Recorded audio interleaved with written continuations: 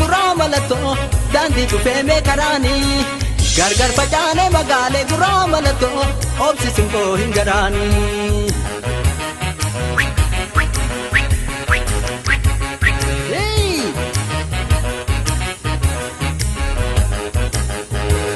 Gudar gudeelcha jijjiise guraa mallattoo daandii dhufeemee karaanii gargar facaanee magaalee guraa mallattoo obsisin koo hin garaanii.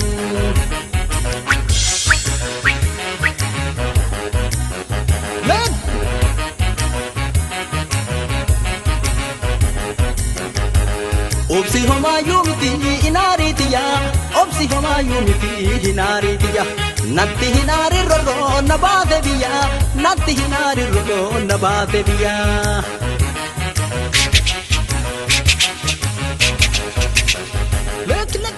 Akkam jirtu dhaggeeffattoonni marii bunaa killaa har'aa keessatti keessummaa tokko isinii qabannee dhiyaadheera. Keessummaan kiyya har'aa Jaalabbaa Biyyaa Roobaa jedhamu qabsaa'aa gameessa yeroo dheeraa bu'uurarraa jalqabee adda bilisummaa Oromoo keessa turanii. Mee Jaalabbaa Biyyaa affeerraa bunaa killaa fudhattanii gara bunaa killaatti dhufuu keessanii fi hedduu galatoomaa. Tole isinillee hedduu galatoomaa hiree kana naa kennuu keessaniif. Isin yeroo dheeraa warra adda bilisummaa Oromoo keessa ture. Ammas adda bilisummaa Oromoo keessatti warra bu'uureessitoota keessaa namoota muraasa hireenni rabbii taatee gariin jaallan waliin wareegamtanii dirree qabsootti isin bira wareegamanii carraa rabbii ta'ee hiree rabbii ta'ee isin ammoo warra hafee haftee hambaa qabsaa'otaati. Mee qabsoo yeroo jalqabaa sanii maal fakkaatti? Akkamitti qabsootti dabalamtanii bara kam dabalattan? Mee waan sanirraa gabaabsinee seensaaf akka nuu tolutti osoo dhaggeeffattootaa nu ibsitanii. Tole ulfaadha. Ani qabsoo kanatti dabalamuun kiyya bara akka lakkoofsa Awuroopaatitti 1975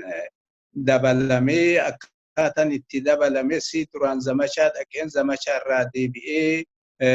firoota kiyya dubbisuudhaaf naannoo ganda keenyaa dhaqee yeroon achi dhaqutti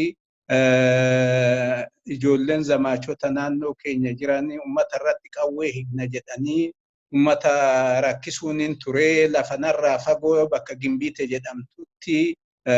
ummata qawwee irraa hiikuu yeroo deemanitti namni tokko ani qawwee kiyyaan kennu jedhee mana ofii cufatee farda ofiitis fe'atee mana keessa isaa jiru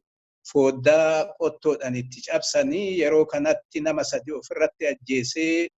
yeroo sana Haji Abdullaahiin bahanii gaara jiru karaa Haji Abdullaahii deeme. Namni kuni obboleessa Geetaachoo jedhanii Oromoota Shawaati. Obboleewwan 3 moo 4tu achi jira. Warra xiqqoo qabeenyallee qabu warri kunoo kennu obboleessi isaanii quxusuun hin kennu ani qawwee kiyya jedhee booda akkasiin ijoollee zamaachii 3 ofirratti isaanii fooddaatti cabsu ajjeesee deeme. Ani immoo kana quban qabu firoota kiyya gaafachuun obboleessa kiyya gaafachuun Maraaroo dhufee Maraaroo fi Gimbiite walirraa fagoodhaa gasaa 3 akkana hin oofaa. Booda yeroo nuyi achi jirutti obboleessi kiyya dukkaana qabaa suuqii isaa keessan ture dhufanii qawwee kennaayin nuun jedhan lakki nuyi qawwee hin qabnu jennaan suuqii ashaganii deeman. Jarri suuqii ashaganii deemnaniin anis ol deebi'ee obboleessi kiyya asallaa jira suuqiin ashagamuu isaatii fi qawwee nu gaafachuu isaanii sababa qawwee kanaan immoo Gimbiitetti namni du'uu fi sababa saniinillee nama hedduu hidhuu isaanii itti himee isuma waliin asallaa bullee ganama oonu gadi baanu poolisoonni 3 fi azmaachin zamaachota san annoo jedhu dursu dhufee na yaamnan ka'een andanyaa poolis xaabiyaa asallaa waliin dhaqee isatu ummata kakaasee ijoolleellee kakaasee nama ajjeesisee jedhanii ani immoo quba sin qabu firuma kiyyaan laaluu dhufe waan silaa achitti ta'e sanis eegasiin dhagaye haala saniin na hidhaniitti gaafasi Gaafasi umriin keessan meeqa ta'a dhiifama? Ani tilmaamatti yeroo sanii barataa hulaa 12 ture karaa umriin kiyya kara 18. Bareedeetti fufaa? Umriin kiyya kara 18 barataa hulaa 12 maatriikii fudhanna ture sababa fincila barattootaa irraa illee hirmaachaan ture sababa saniin maatriikii osoo hin fudhatin hafnee numaa biyyatti deebi'ee immoo zamachaa akka deemnu godhame zamachaa sanirraa hin deebi'ee ani firoota kiyya bira dhaqee achi ani amma na gaafate matwalaqa ambassee jedhaniini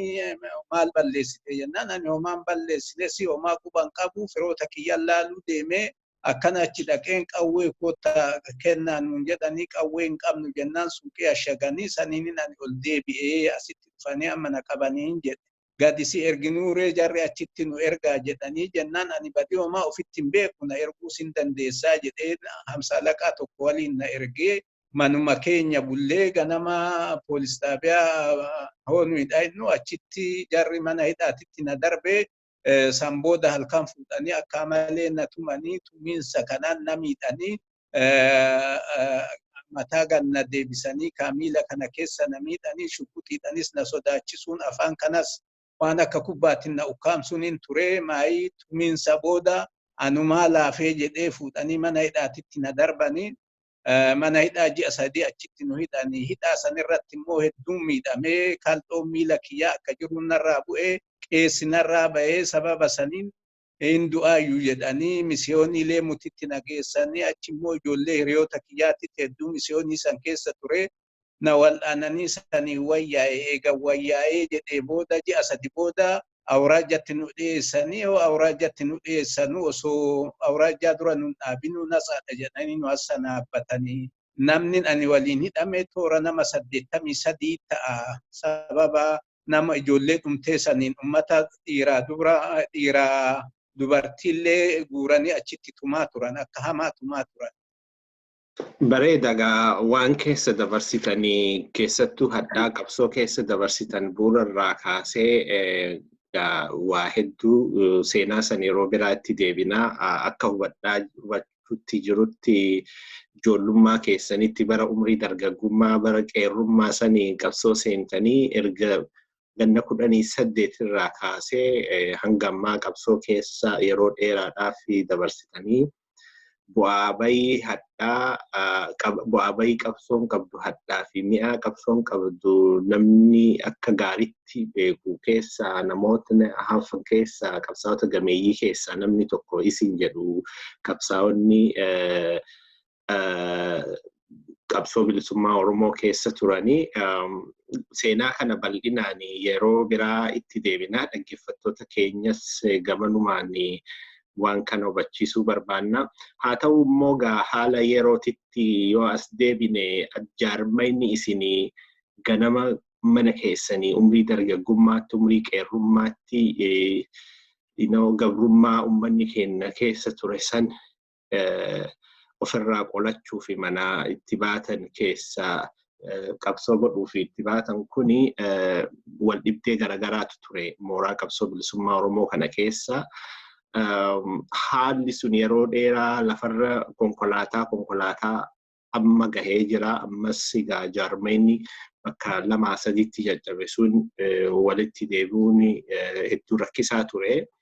Yeroo dhiyoo keessa addi bilisummaa Oromoo qaama ce'umsaa fi addi bilisummaa Oromoo tokkoomee walitti makamanii dhiheenya adda bilisummaa Oromoo gamtoomee jedhanii kora sabaa guddaas biyyatti godhatanii boordii filannoo biyyoolessaa irraalles beekumtii filannoo bara 2020tti hirmaatu akka argatanii odeessi bal'aatu jira. Mee kanaan walitti qabatee wal dhibdeen walitti jaarmaya Oromoo mooraa qabsoo bilisummaa Oromoo keessatti yeroo bu'uurarraa ture hanga ammaa ga'e maaltu walitti deebisuu hoggana kana dhoorge gaafiin uummataa yeroo hedduu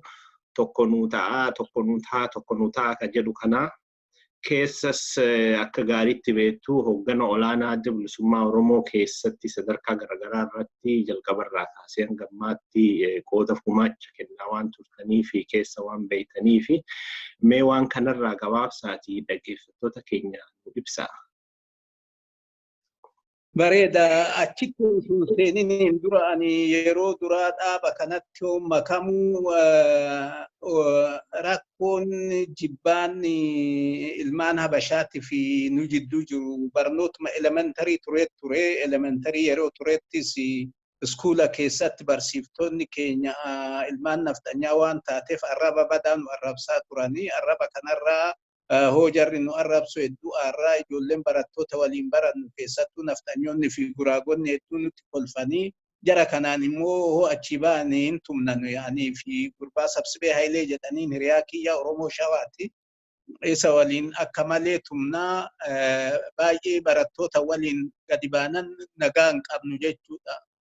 Elementaruma yeroo jirurra. Achi kaanee amma hidhaadha akka baanen xiiqii kanaanii yeroo sanitti jaalkanfa Mikaa'eliin dheessaa dirjitii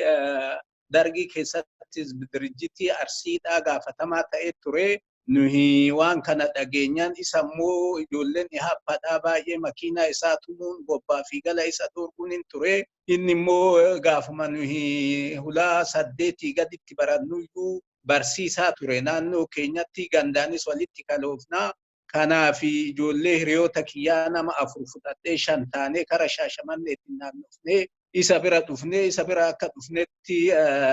Aid Muhammad nama jedhamuu fi nama biraa tokkoon achumatti barnoota nuu kennanii kaadiree godhanii nu ramadan. Kaadirummaadhaan waggaa tokkoo fi kara waggaa 2 dalayne jechuudha. Achitti eegasiis immoo politikaal iskuulii deemee ji'a 3 achis ture. Achi keessattis rakkoon uumameen ture. Waa'uma mormii garagaraati irratti achitti warra akka Galaasaa faa Ayyala Zawga faa deebiiti Nagarii Fayyisaa fa'aa fi namoota biraatiinis achitti wal barannee san dura immoo jaallan akka Muhee Abdoo jaallan akka Kinfa Mikaa'eliin dheessaa jaallan akka Ahmad Bunaa waa'ee kanarratti waa'ee Oromummaa kanarratti nu qaraat turanii gubbaan keenya maqaan gubbaa daa'iman nu ciyaati keessan immoo waa'ee hojii qabsoo Oromooti irratti hirmaataa turre haaluma kanaan osoo jirru jidduudhaan Kinfa Mikaa'el dheessatis Bulgaariyaa dhaqee yeroo deebi'utti isaa deebi'ee hedduu osoo hin turin jaala tokko jaala hedduu jabaa barreessaas dirjitii ture Bonjii Buusataa kan jedhamu ihaappan nurraa ajjeeftee sababa saniin inni illee hidhamee 7-2 hidhaadhaa bahee akka hidhaadhaa baaneen inni na fudhateetoo kara Finfinnee deemne Finfinnee akka geenyen achitti wannoo jennee mucaa shofeera keenyaa shofeera hizbi kan ture Xessego jedhanii ammallee hin jira. Isa san makiinaa fuudhee akka ofirra deebi'u goonee bultii gabaabaa hoteela bullee eegasii mana jaalbaaroo dhaqnee achi 7 bullee achirraa illee kaanee mana jaalleencoo bullallee ture achi dhaqnee jaalkueefaa haadha warraa isaatti jira inni illee achi ture achis 7 bullee achirraa jaalmagarsaa bariitii fi jaarwaleenson kabbadaa jedhanii kabbadaa damissee jedhuuni jarri kun nu fuudhanii Adaamaa nu geessanii Adaamarraa dirreetti bobbaane jechuudha. Yeroon kun 1977 amma yeroo nuyi kara dirree deemne nuyi nama 3 deemne anaa jaalkanfaa fi Muhammad Abdoo jedhanii inni amma doktora warra dallooti. Jara kana 3 taanee jaalmagarsaa bariitiin nu bira kaa'ee akkasitti deemnee nuyi deemnee ji'a 2 moo 3 aga turree gololcha keessa turreetti nu duuban jaalmagarsaa bariitii fi jaalbaaroo tumsaadhaa faanuma keenyarra dhufanii akkasitti qabsootti makamne achi nuyi labutti baane nuyi labutti bahee jiru jaalkanfa Mikaa'el nu dura achi deemee nama wayititu Haaruun Amboo kan jedhaniin sawraadha ture mana muummee wadaa'itti jaalkanfa Mikaa'el ihabbaa jedhee marsee booda ijoolleen waraana nagaa eeyduu waraana muummeedha muummeen liqamanbarii ture muummee wadaa'ii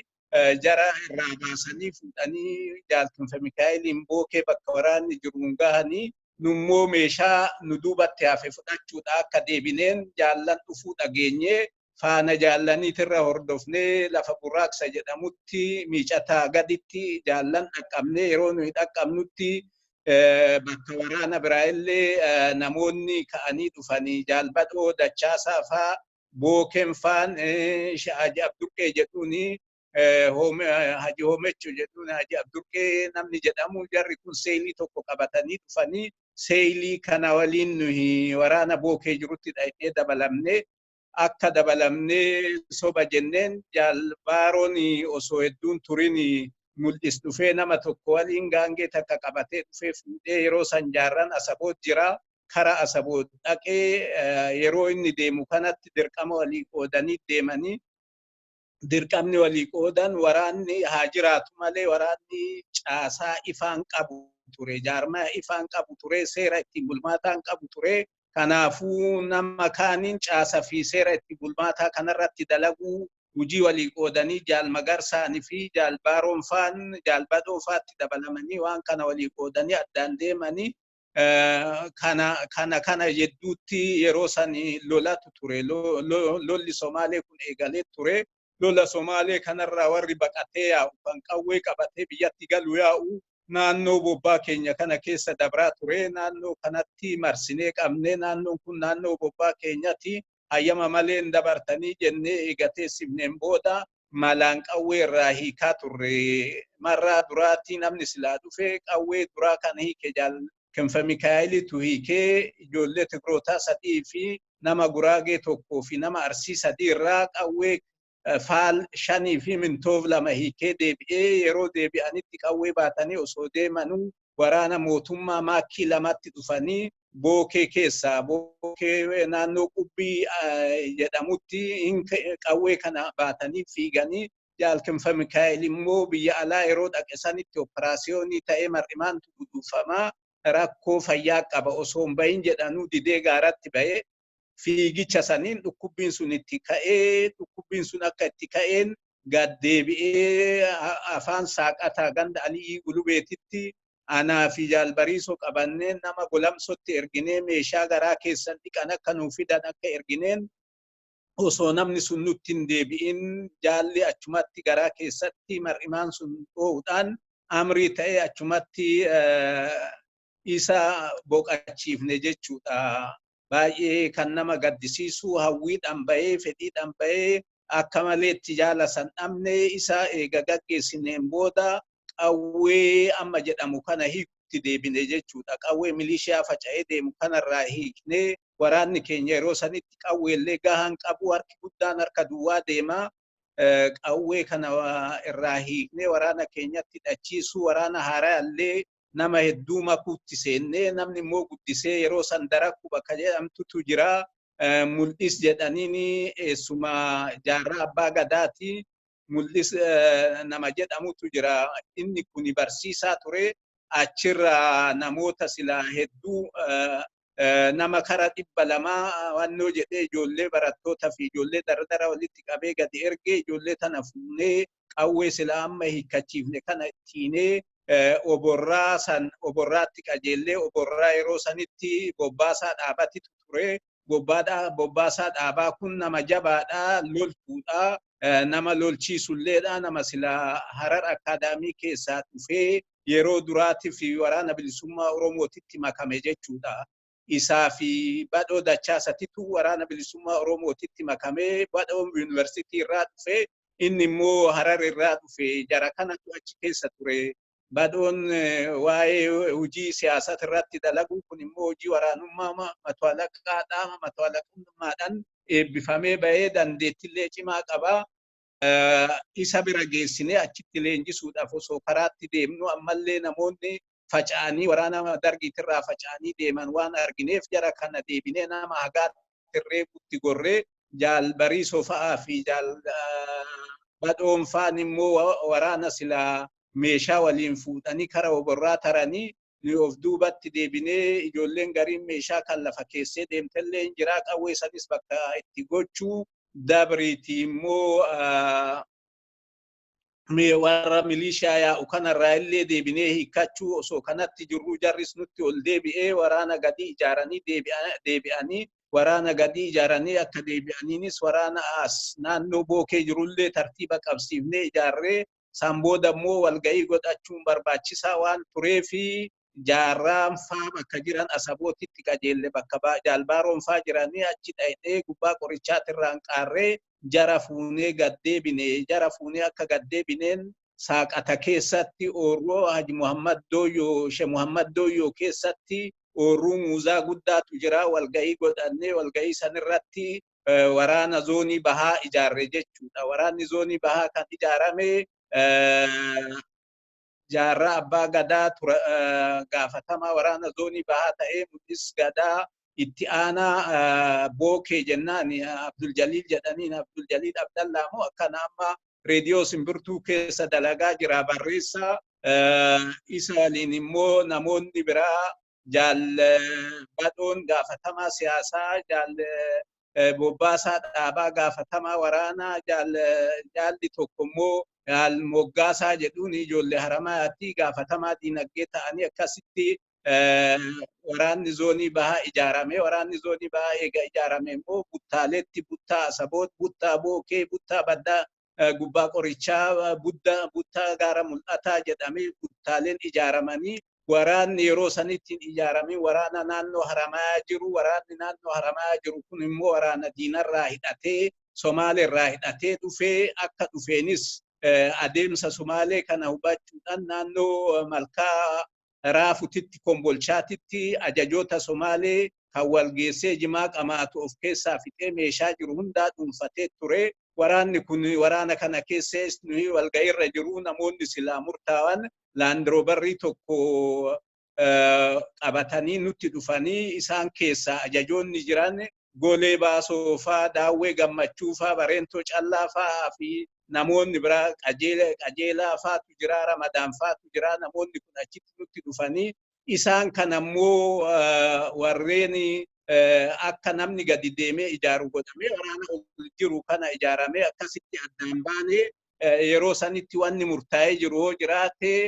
jaalbaaronii fi jaarraa abbaa gadaa akka biyya alaa bahan jaarraa abbaa gadaa Middle East keessa jaalbaaron immoo Awurooppaa fi Eeshiyaa keessatti akka wanni jedhu dhageettis qabaa namootas beekaa kanarratti waa'ee hojii dippiloomaasii irratti akka nu dalaganii gargaarsaaf tumsa akka nu argamsiisan isaan akka bobba'an kan jedhutu ture isaan hoo bobba'uuf deeman waraana haramayaa jiru kana ijaaranii achumaan haa dabranii kan jedhanuun addaan baaneen immoo anii fi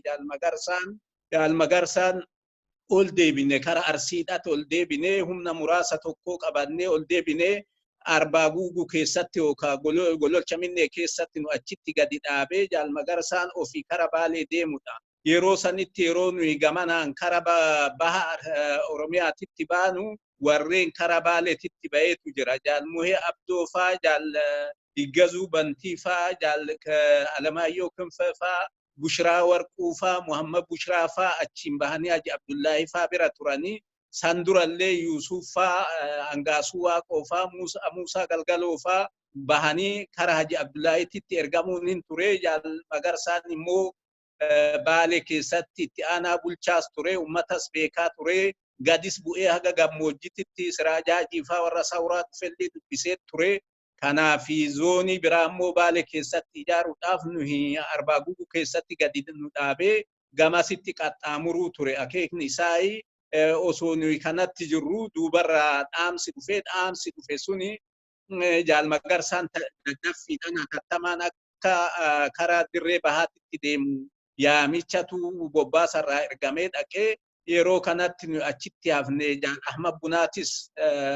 bahee nu bira jira goota bobbaas jechuu kiyyaa achi turree nurratti waraana dhiisee akka tarkaanfii dhummuu garratti fudhannu humna muraasa tokkootillee jalarraa akka nu ergamu ajajamee humni sunis dhufee ture. Jaalmagarsaan saniin namoota hagaa waliin gad dabranii akka dabraniinis kan dhaqanii mudatan jaallanii jaalbaaroo fi jaalbadhoon du'uu isaanitti yeroo kun ta'utti amma bakka jaarranii fi mul'isfaa jiranitti naannoo ganamme jala dhaqanii achitti isaan dubbisuudhaa tattaafatanii dubbisanii amma jaallan dhabnee jirraa nuun deebi'anii waraanni keenya akka hin facaane haa goonuu rakkoo kana furmaatatti barbaannu kan jedhu jaallan kan gaafatee garuu akka sila barbaade jararraan arganne achi waraana jaaja jirutti gad deebi'e yeroo sanitti immoo jaarranii fi mul'is dabreetis bookenis namoonni sila murtaa'e as waraanatti dabalamuurra waraanarraa adda of baasanii waan shakkan hin beeku booda akkasumaan kara alaa qaxxaamuranii deemanii yeroo kanarraa kaasee waraana keenya jidduutti qoodamiinsi uumame jechuudha. Baay'ee keessan fagaadhee deemee qoodamiinsi yeroo kanarraa ka'ee uumame. Qoodamiinsi uumame kuni waraana keenya kan yeroo san reefu lafaa ka'aa jiru kan namoonni hedduun illee lakkoofsan nutti makamanii yoo xiqqaate yeroo sanitti humni jiru toora buttaa 15tti herregamaa keessa namni ijoolleen bahaa kan dhaaba kanatti makamin kan qabsoo kanatti makamin hin jiru jechuu dandeessa. Haala uumame saniin namni guddisee faca'e jechuudha. Yeroo sanitti humni keenya toora buttaa 15tti herregamaa. Haala uumame san jaallan wareegamuu isaaniitiin hin faca'e humni sun harki guddaan hin faca'e. Buttaan tokko nama meeqa qaba? Buttaan yeroo sanitti seeliin nama 15 qaba, 12 irraa haga 15 qaba. Muraasni nama 30 irraa haga 45 qaba. Buttaan immoo nama 120 irraa haga 150 qaba jechuudha. So buttaa 15 qaba ture yoo san. Toora buttaa 15tti herregama. Humni haramaa jiru nuun ijaaramne. Humni sun immoo humna guddaadha. Humna meeshaalee guddaa qabu. Humna lola guddaa keessa qaxxaamuree ajajoota illee ciccimoo qaba. Warra akka Golee Baasoo, warra akka Daawwee Gammachuu, warra akka Bareentoo Callaatii fi namoota birootillee hedduu qabaachaa ture. Humni kun immoo humna Somaalee dhaqee hidhatee galee ajajoota Somaaleedhaa kan isa keessa jiru of keessaa fixee meeshaa fi qabeenya jiru hundaa fudhatee karaa adda bilisummaa Oromootitti dabalame jechuudha. Bareeda. Wal dhibdeen yeroo sanii mooraa qabsoo bilisummaa Oromoo keessatti uumame babal'atee yeroodhaan furamuu dhabuun isaa sadarkaa har'a jiru kanarra gahee jira. Haalli sun konkolaataa dhufee amma gahee sadarkaa amma jirru kanatti hoo maaltu jaarmiyoota Oromoo kana walitti fiduu wal bakka tokkotti deebi'uu gaaddisa tokko jalatti hoggana tokko jalatti deebi'uu maaltu gufuu ta'e hamma kana hunda? Haalli sun sababni irraa ka'e waan biraa natti hin fakkaatu. Ani haga hubannoota kiyyaatitti irraa fagoollee jiraannaa hinaaffadha. Argitee ofittummaa tokko jira. Namootni silaa dhuman kun namoota dandeettii qabu, namoota beekumsa qabanii yeroo asii deemanii naannoo haramaa dhufanitti uummanni magaalaa jiru haa ta'u, barattootaa fi barsiiftonni haa ta'u, haramayaan baay'ee bakkeen isaan turan mayaa qal'oon baay'ee haramayaatti dhiyoodhaa. Namni dhufaa yeroo dhufu kana Dr. Baaroo faa dubbisuutu jira. Isa dubbisuun kun immoo namoota kaan keessatti hinaaffaa uumee hinaaffaa sanirraa yeroo malee wal galaafachuun suni uumame.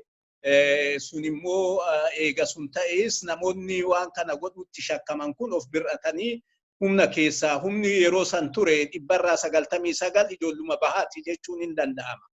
Jaallan lamaan dhuman malee namni silaa humna keessatti hafe namni ilmaan Oromoo kan bakka biraatii dhufe nama 3 qofatu jira. Bobbaasaa Dhaabatii, Jaalbariisoo fi anumatti ture yeroo sanitti namni biraa hin jiru jechuu hin dandeenya. Yeroo san namni hin jiru.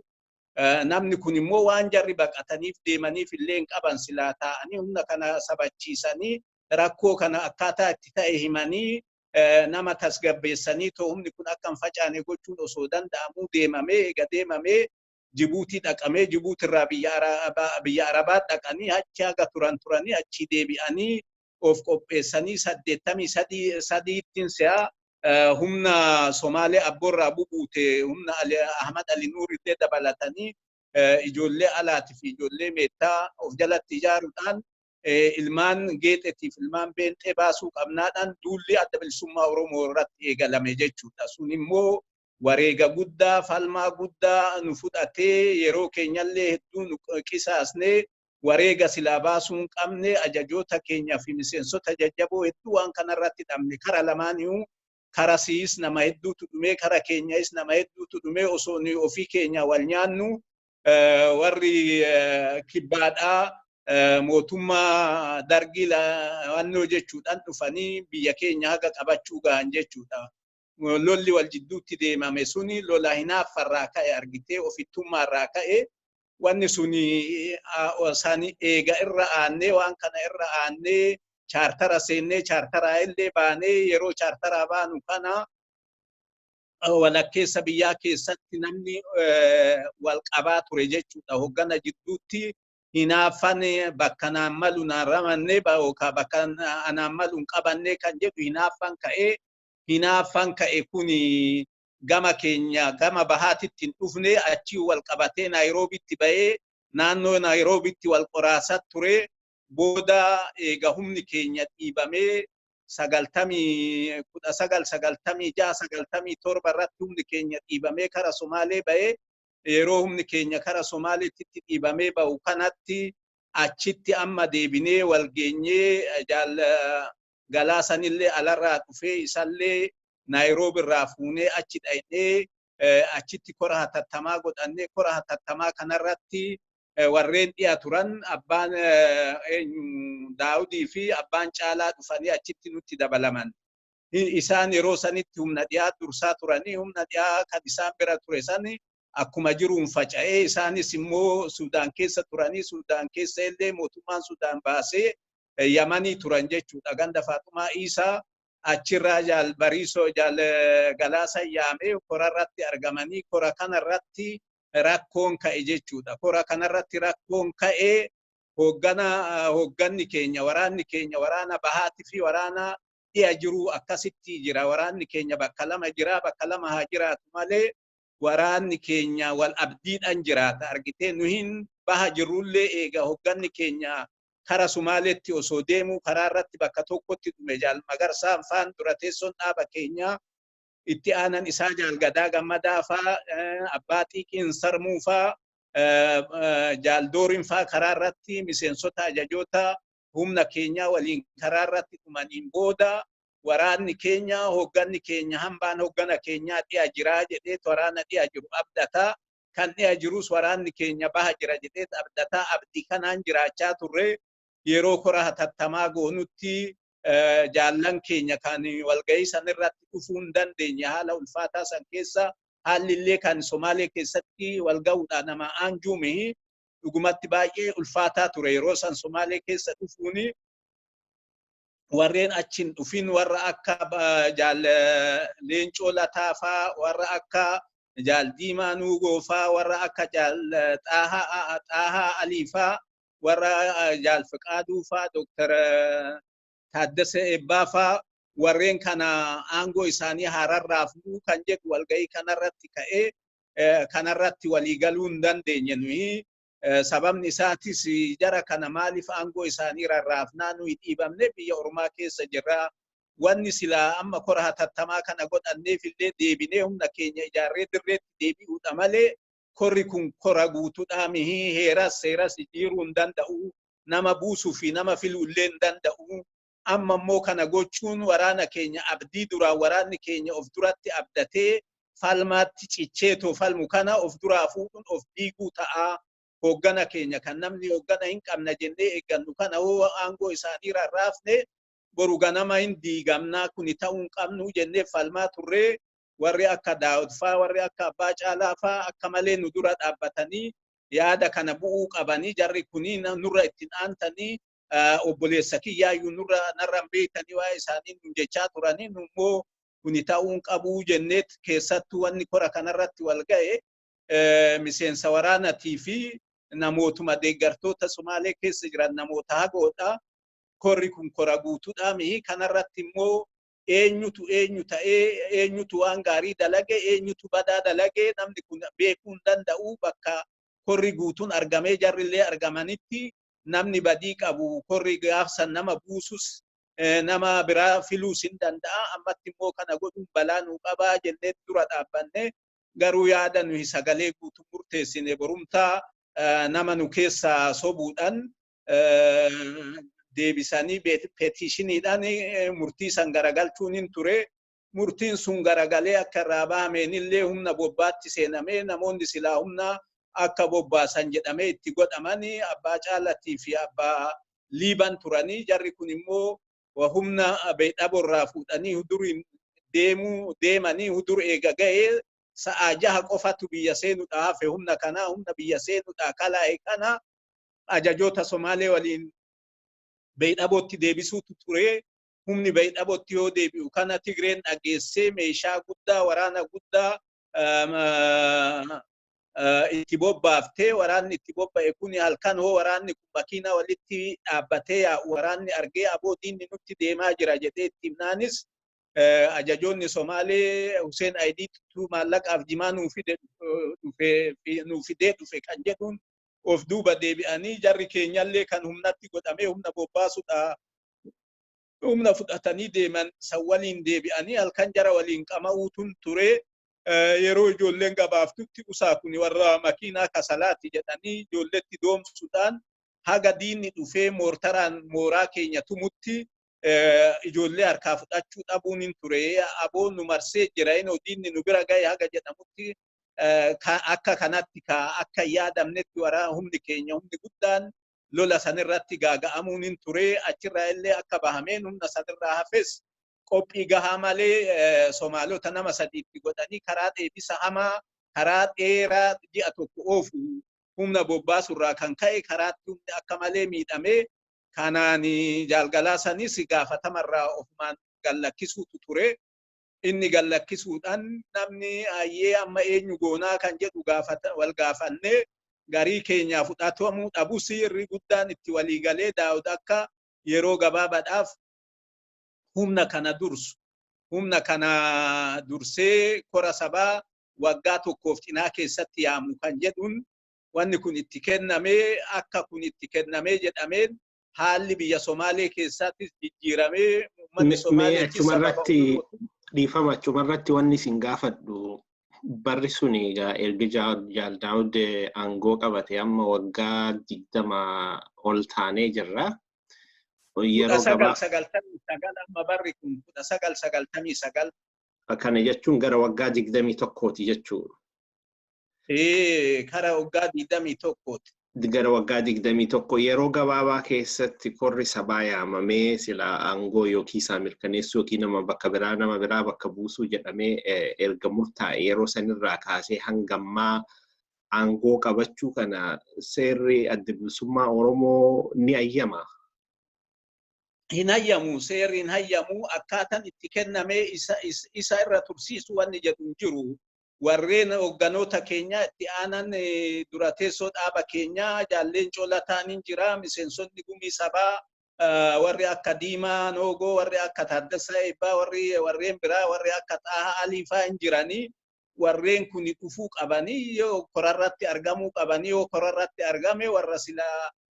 hangafoota fi bu'uursitoota dhaabaa kan hambaa jaallan keenyaa kana keessaa namni dhufaa kan jedhutti eena hoosan ta'uu baate immoo galaasumatti itti deebi'aatti eena malee Daawudtu irra turaa kan jedhutti eenu. Yeroo sanitti immoo namni biraatis hin jira waan biraa akka hin fakkaanne kanuma jedhuuf mee isumatti yeroodhaa kenninu jedhee harki guddaan waan sanitti waan jedhee hundi keenya walii galleen fudhannee kan yaada san dura dhaabbannellee numa jirra. Garuu immoo sagaleen guddaan yeroodhaaf isuma haa goonu kan jedhu waan heddummaatee waan jedhuuf isa goonee inni immoo yeroo jedhametti waggaa tokkoof cinaa sanitti kora sabaa yaamne jechuudha. Osoo kanaan jirru haallis jijjiirame achirraa kara Eertiraa 2000 keessa kara Eertiraatitti deemuun ta'ee Eertiraa akka dhayeenis korri yaamamne harkifatee haga waggaa 4 haga 2004tti ture. Inni kun immoo eega 2004 korri hoo godhamu kora qulqulluun hin godhamne jechuudha. Kora kanarratti namootuma isaan deebisee filu namootuma isaan deeggaru yaamuudhaan namoonni silaa dhugaadhaan yaamamuu qaban hirmaachuu qaban hin hirmaanne achi keessattuu dhiibban hoogganaa hin ture jechuudha. Korri sun kora bilisaami. Kora silaa namni silaa miseensi bakka hundaa'uu nama isaa bakka buufatee itti ergatu hin turre haala saniin turamee korri kun turuuni fi haalli kun uumamuun nu jidduutti rakkoo uumaa ture dabreetis immoo qabaa walii godhamaa tures baay'ee badaa ture jaalgalaasan gaafatama isaa agal lakkisu malee hoogganaa bara dheeraadhaa humna kana hoogganaa ture miseensa fi hooggana buulessaa akkaataan isa qabaa turan akkaataan isa itti taligaa turan baay'ee fokkataa ture haala kanarraa innillee ani akkanatti itti fufuu hin danda'u jedhee deemuun hin ture kanuma qofa osoo hin ta'in dhugaasanis asii kibbatti erganii dhugaasaa bakka kootis kibbatti ergamnaan haala asitti qabaa walii godhamu kanarratti aaruudhaan innillee as deebi'uu didee humnillee sababa saniin booda bakka lamatti qoodamee humni bakka lamatti qoodames kun ofii deebi'ee wal dha'uun fi humni kun diinatti galuun ta'ee rakkoo akkasiisantu uumame jechuudha. Namni silaa akka heerarra jirutti akka seerarra jirutti akka moo korri taa'ee murteesse sanitti waa hojiitti hiikuu dhabuun fi namuu taayitaatti dhufee taayitaa kanarratti cichuu fi matuma ofii ofittummaa dursuun kuni nu diige jechuudha. Dhaaba keenya diige, hooggana keenya diige, waraana keenya diige, deebiseetis immoo meeshaa qabsoo qaaliidhaan argamnee fi waraana wareega guddaadha keessa qaxxaamuree as dhufellee nu dhabsiisee jechuudha. Bareeda. Mee gaafii tokko kanuma eega seenaa keessa deemtanii kaaftanii ni dhagaa. Naa obsi baatiriin itti godhadha. Ayyee.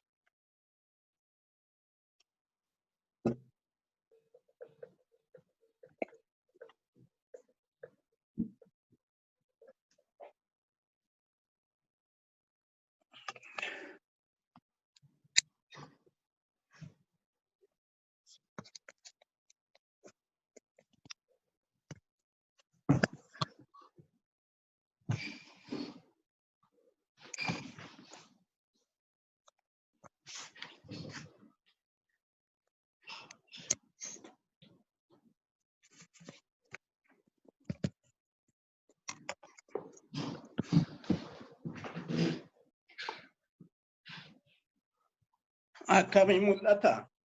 Bareeda. Itti fufnu? Itti fufnu. Hayyeekaa eega gaafii yaada hedduu keessa deemnee kaafne mee kanumaan wal qabatee wanni kaasu tokko kaleessa guyyaa dubartoota addunyaa jedhamee kabajame March 8 jechuudha. Mee kanaan qabsoo Oromoo keessattis dubartoonni hedduu gumaacha qabsoo bilisummaa Oromootiif kennanii hedduu akka jiranii beekamaadha. Mee dubartoonni ganamarraa kaasanii jechuudha bu'uura qabsoo bilisummaa Oromoo gaafa bu'uuraa'urraa kaasanii qooda kennaa turanii kan achi keessatti yaadattan maal fakkaata? Waliigalatti immoo qabsoo Oromoo keessatti qoodni dubartoonni kennaa turanis jalqabarraa waan keessa turtanii fi seenaa kana akka gaariitti beektanii mee kana uummata kennaa wanni ibsitanii gama kanaan qooda dubartoonni qabsoo keessatti kennan. Qabsoo adda bilisummaa Oromoo keessatti hirmaannaan dubartootaa guddaa ture jalqabarraa kaasee haga dhumaatitti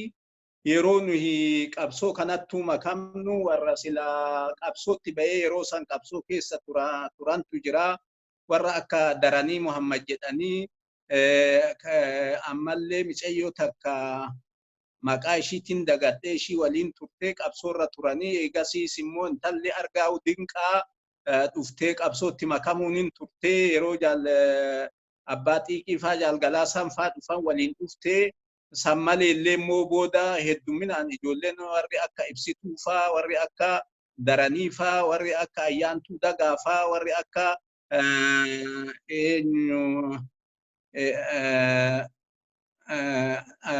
andaartuu faa warri akka hedduudha ijoolleen warri akka saartuu faa warri akka juukii bareentoo faa namni silaa qabsoo kanatti makamee waraanatti illee makamee sadarkaa buttaatitti illee lolchiisummaadhanis lolaa ture. Warreen immoo hoggana oliitittuu dabalamee miseensa gumii sabaa ta'uudhaan warri akka Qananii Magarsaa fa'a. Warri akka Qananii Magarsaa fa'as nu bira turanii ammallee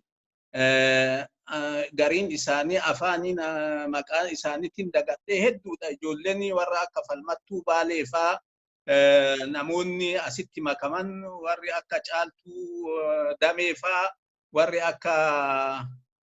Murattuu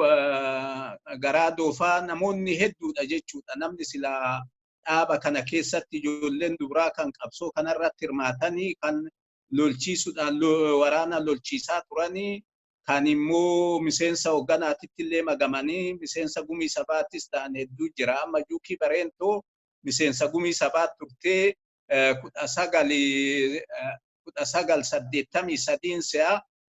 daarotti Biliqaa Darasaatitti kufte jechuudha.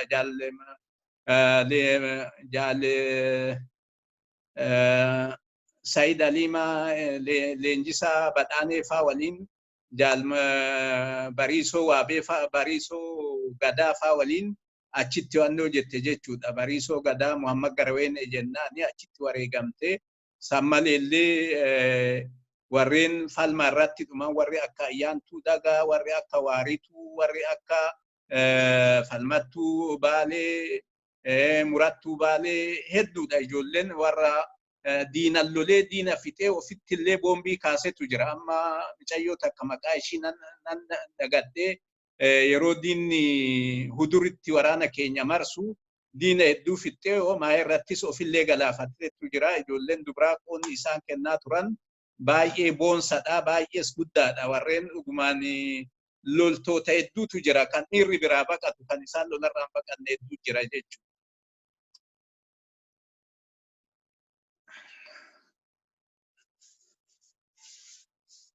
Galatooma ibsa bal'aa nuu kennitanii gara xumuraa irratti as deemuu jirra. Yeroon qabnus gaggabaabataa waan jirtuu fi mee amma haalli jaarmeenyi keessan keessa jiru maal fakkaata? Mee yeroo dhiyoos biyya deemtanii dhuftanii haalli biyyaa, haalli siyaasni Itoophiyaa, siyaasni Oromiyaa keessa jiruu fi garamitti deemuu danda'a haalli jedhu kun keessattuu amma filannoonis dhiyaatee baatiilee muraasatu hafee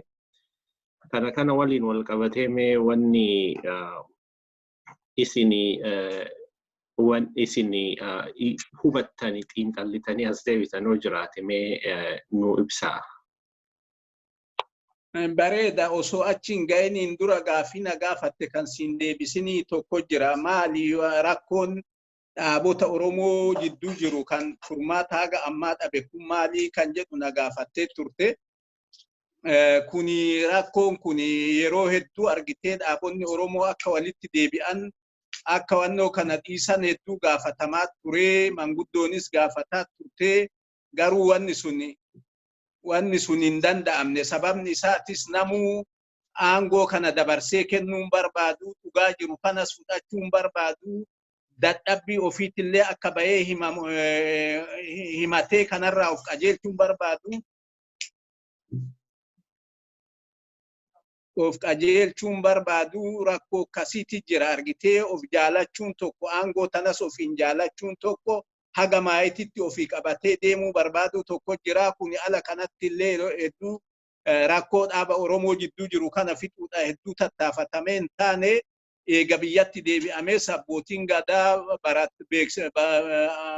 manguddoon namoonni beektonni yuunivarsiitii barattoonni bahanii waan kana akka dhumatee dhaabonni adda bilisummaa Oromoo kara tokko deebi'an kara tokkotti keessattuu kan kaayoodhaan wal fakkaatan deebi'an gaafatamee ture. Namuu ofii qabatee waan san irratti cichuu waan jiruuf anuma karaadha jedhee deemuu waan jiruuf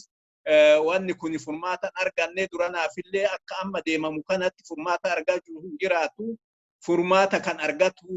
nuhi warri qabsoo kana keessa ture warri bara dheeraadhaa qabsoo godhe kuni qabsoo kana dhaloota haaraatti dabarsinee kenninee dhaloonni haaraanis waan kana nurraa fuudhee waliigalee itti deeme malee akka amma qabannee deemu kanatti akka amma namuu dhaabuma kiyya jedhee fiigu kanatti Oromoo bilisummaadhaan ga'uun hin danda'amu. Rakkoon dhaabota Oromoo jidduu jiru kanatu ummata Oromootillee akka inni tokkummaa isaa ittitee qabatee hin deemne godhaa jira. Kanatu jira. Hagan amma biyyatti deebi'ee soo jiraate wanni jiru rakkoon kun ammallee hin furamne jechuudha. Dhaabota Oromoo jidduu waltaane haa jedhamu malee walta'iin dhugaa suni kan dhugaa irratti hundaa'e kan ofii walta'anii gaafatama kana warri silaa umriidhaan asirra ture kuni ba'aa kana dhaloota haaraatti dabarsanii dhaloonni haaraan kun immoo ba'aa kana fuudhee bakkaan akka ga'u gochuu isaan duuba jiraatanii gorsuudhaa sun hin uumamne fedhiin sun hin uumamne namni hundinuu ofiif bakka san turuu barbaada namni hundinuu ofiif aangootti ol dhufuu barbaada mataa ofiitii qabsoo gochuun ofii aangoo qabachuudhaaf falmaa gochuun fi uummata Oromootiif falmaa gochuu waan garaagaraati rakkoo kanaatitu jira rakkoo dhaaba keessa jirutu uummata Oromootillee mashaa jira jechuudha uummanni Oromoo tokkummaan isaa akkan itinne godhaa jira. Wannin amma biyyatti eega deebi'ee argellee kana hundinuu kun kaan balaaleffachuu kun kaan irra dhaabbatee deemuu barbaada inni kun kaan qabsoo taphaan ala godhee ofii abbaa qabsoo ta'ee as ba'uu barbaada akka sanitti immoo tokkummaanis hin argamu kunis immoo kaan maqaa balleessuudhaan maqaa walii xureessuu seenaa walii xureessuudhaan deemuu barbaadanii akka kanaan bakki gahamu hin jiru jechuudha fiigichaanis wanni ta'u hin jiru gariin dhaabaa qaama isaa cinaa gaara kaa'ee qaaman immoo magaalaa keessa taa'ee filmaata irraa hin hirmaadha jedha gariinis immoo ofii bakka taayitaatti dhufuudhaaf warra kaan balaaleffataa abaaraa arrabsaa deemaa namni wal arrabsaa wal xiqqeessaa deemuun kun immoo boora'insa dhuma argitee kaanittillee morkan taane keessa illikiin taane keessa nama naqaa rakkoo akkasiitti jira biyya keessatti kanarraa namni tasgabbaa'ee gaaddisa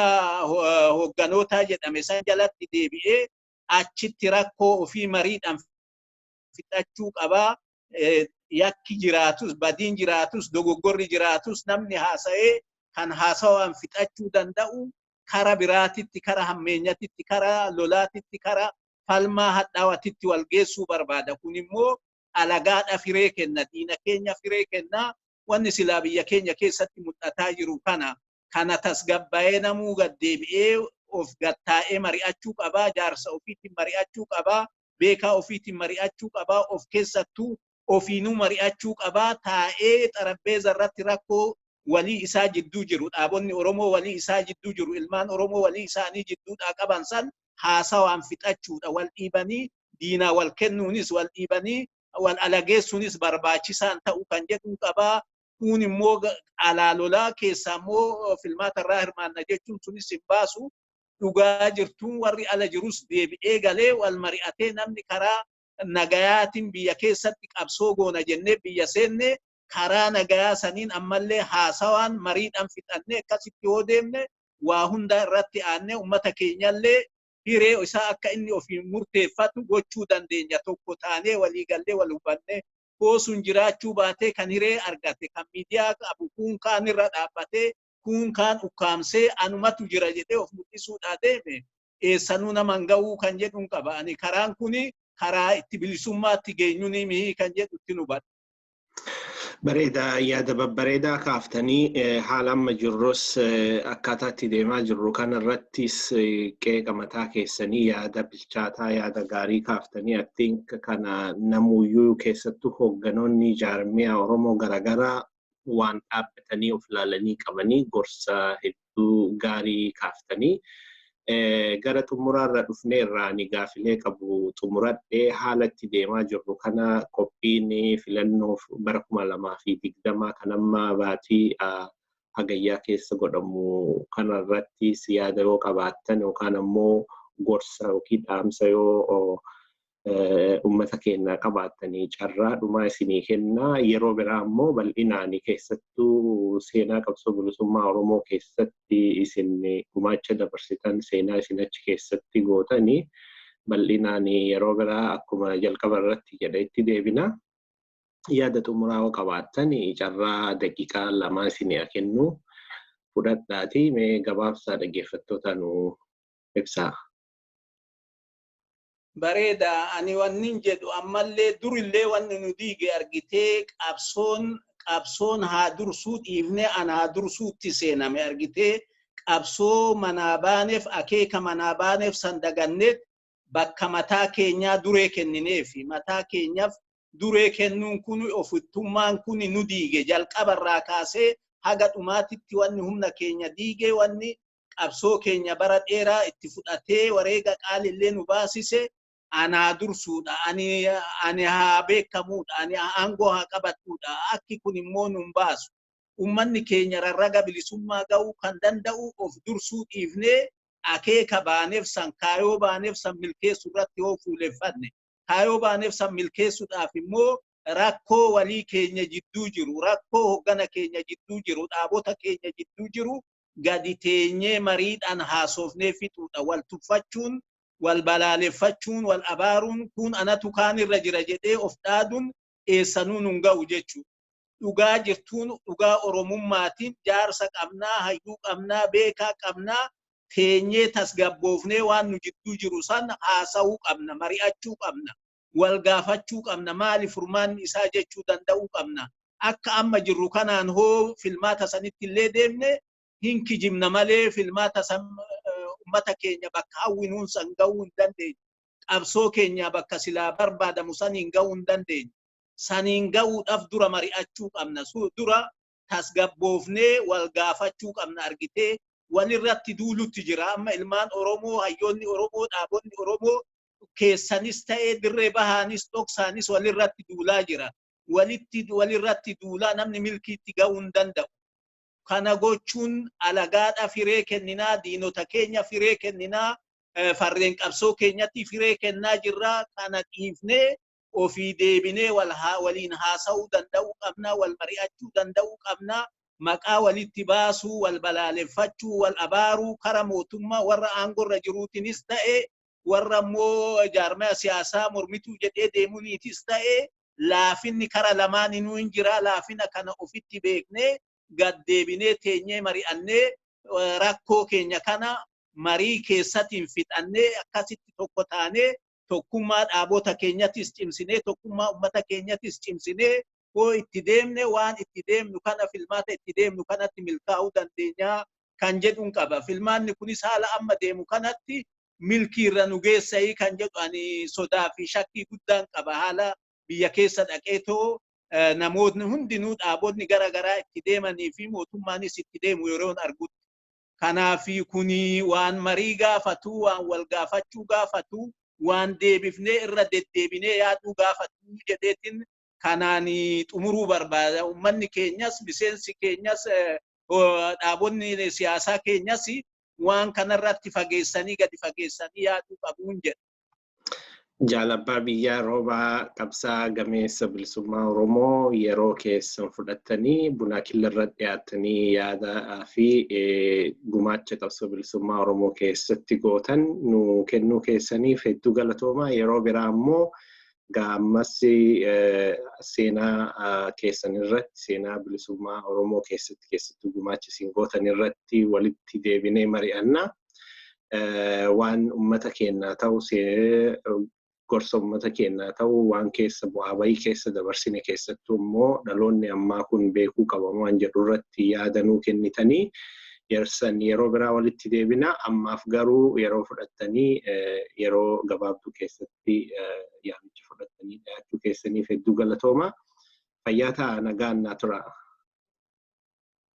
Ayyee isinillee ulfaadhaa galatoomaa hin jedha.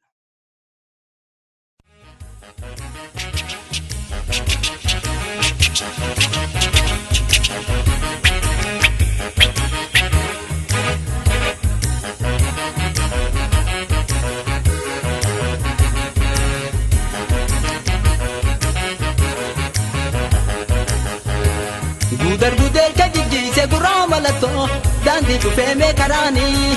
gargar facaane magaalee gurraa mallattoo obsisuun koo hin garaanii.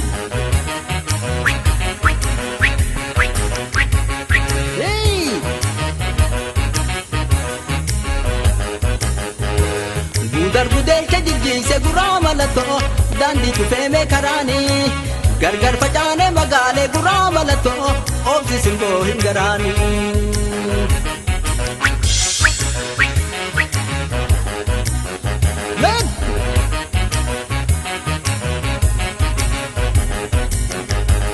Obsi homaayuu miti inaariitiya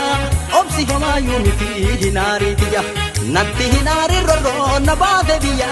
natti hinaari roroo na baate biyya.